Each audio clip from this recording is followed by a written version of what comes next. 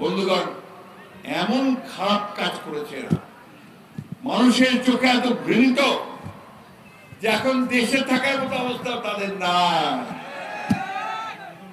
ওইখান থেকে শেখ হাসিনা ভারত থেকে মাঝে মাঝে বলে যে আমি আসতেছি, চটজলদি আসতেছি। আসেন না ভাই, আমরা দাওয়াত করি যে আসেন দেশে।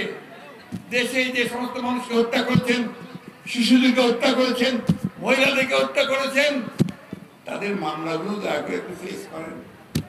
আমাদের নেত্রী খালেদা জিয়া তো প্রত্যেকটি মামলা ফেস করেছে, দেশ ছেড়ে চলে যায়নি। 6 বছর কারাগারের মধ্যে থেকেছে বন্ধুরা। তাকে ওই কারাগারে স্লো পয়জনিং করা হয়েছে, যার ফলে কিন্তু অত্যন্ত অসুস্থ। অন্তর্বর্তীকালীন সরকার তারা ঘোষণা দিয়েছে যে তারা এই সংস্কারগুলো করে তারা নির্বাচন করবে।